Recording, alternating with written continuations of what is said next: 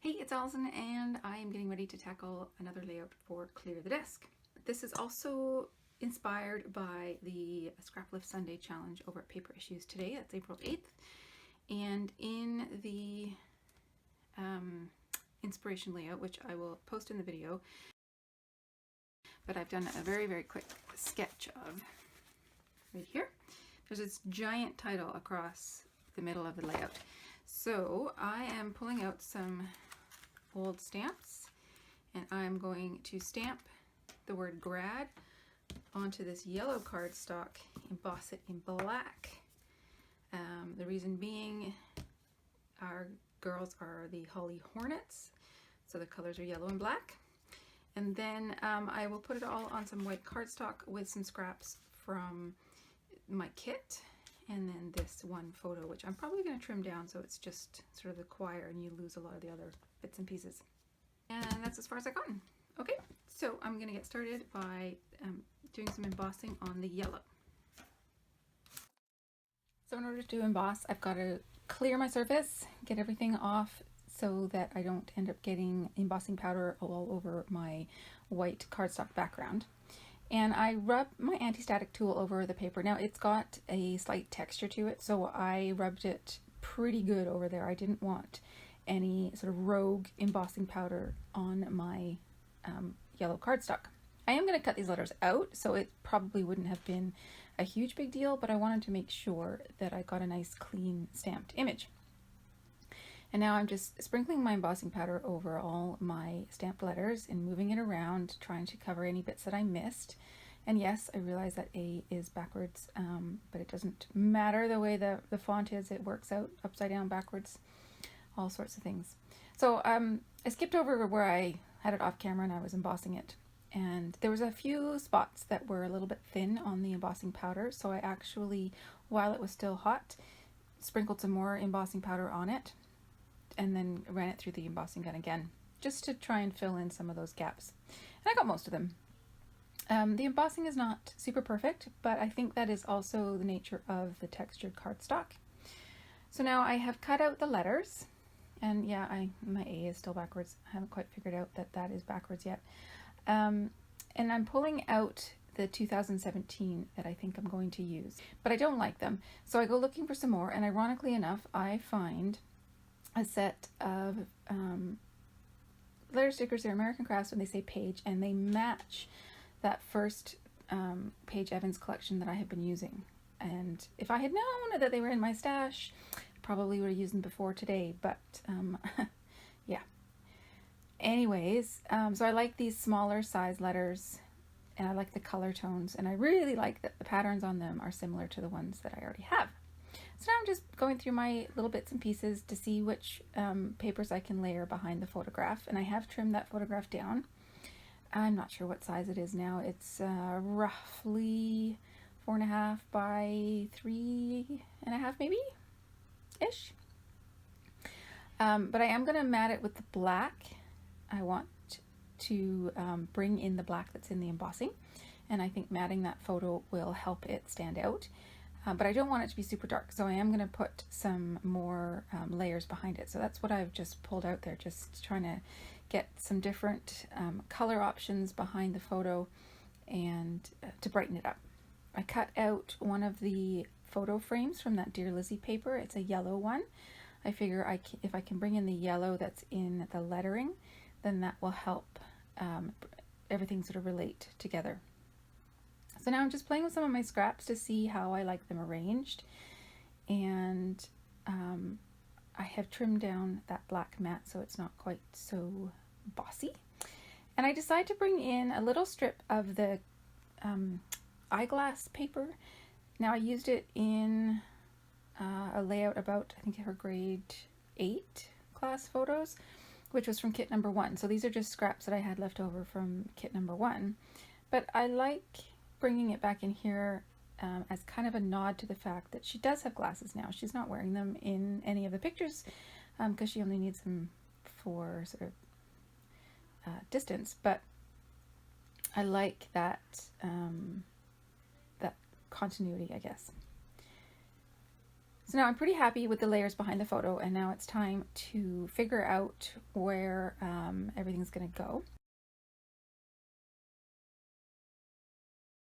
Pull off my backing, put my photos down, and realize it's up too high. I have to move it down. It's all about moving things around, sticking them down, picking them up, moving them around again, right? And so now I've got getting my letters in place.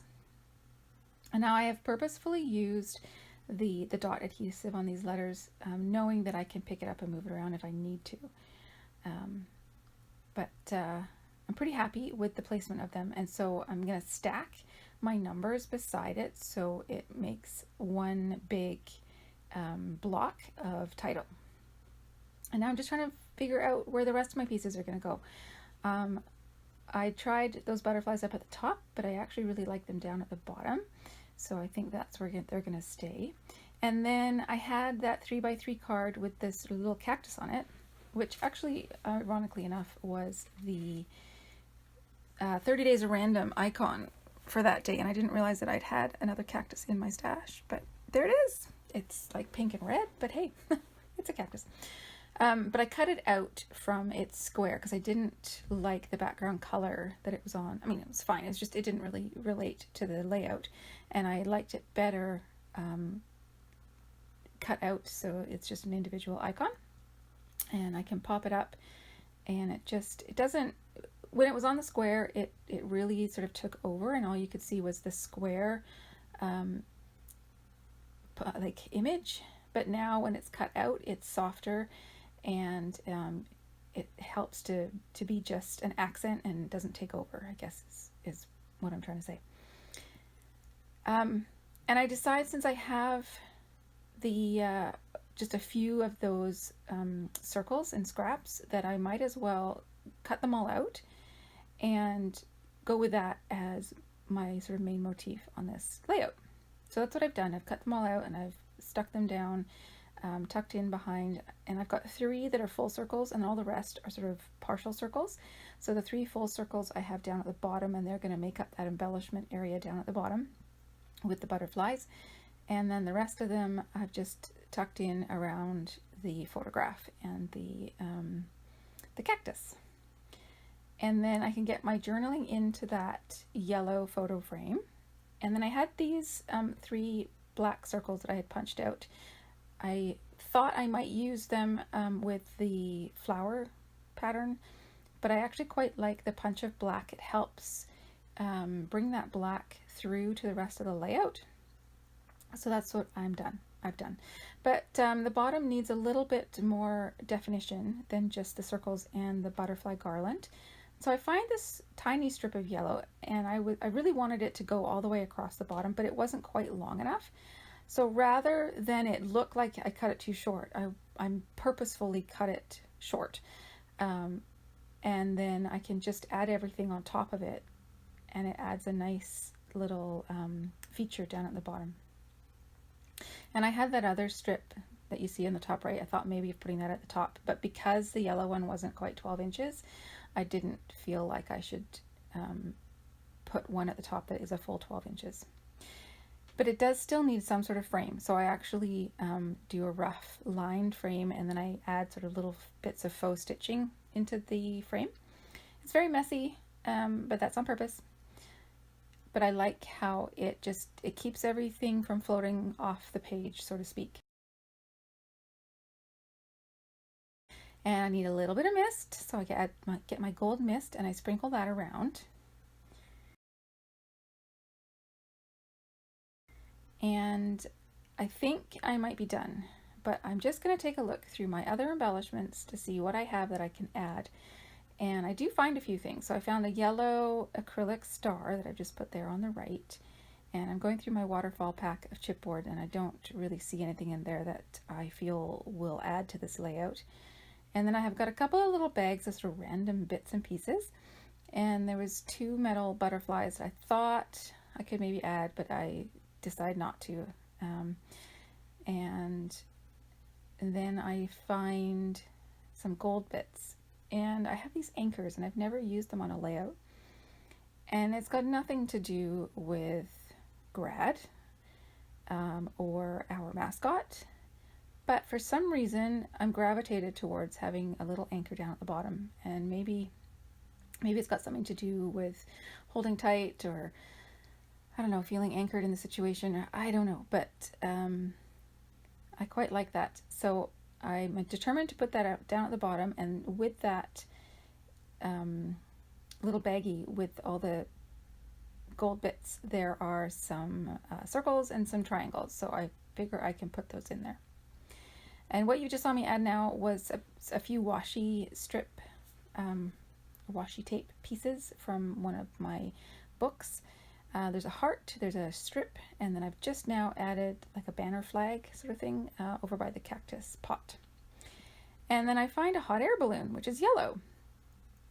And I've used hot air balloons on other pages in this book, so I think this is a good match, so I get that in there. So now I'm just adding all the gold bits. So because I have that kind of bigger gold bit in the anchor down at the bottom, I really want to add some of the same gold around. I know I have the gold mist, but this is more dimensional, so I am sprinkling it around. And I put those arrows there on the left, and then I put some more, I put a bunch of circles on the right. And then I'm going to take a look at it, make sure that I'm all finished. Nope, I'm not. I'm adding some of these black word strips, which is another way of bringing some of that grounding black throughout the layout. Finding 3 word strips in phrases that work was a bit challenging because I don't have that many word strips left, but I think I found 3 that will work. And so now I'm just taking a last look at the layout, and there's something about it that I'm not super happy with. So I actually, after I turned the cameras off, I took another look at it and I moved some things around, which you can probably see. I cut out the holes in the letters, and that helps lighten them up. And then I actually swapped the triangles for the circles. So instead of the triangles there with the cactus, I now have circles, and then I have the triangles on the other side, and I think that helps the sort of weight. There was a little gap above the 2017 that was starting to sort of bug me. It wasn't trapped white space, but it was just, it needed to be filled with something, and so I used those gold triangles in there instead. So don't be afraid to move things around once you think you're finished. That's what I'm basically trying to say. Okay guys, thank you so much for joining me, and I'll talk to you again soon. Bye bye.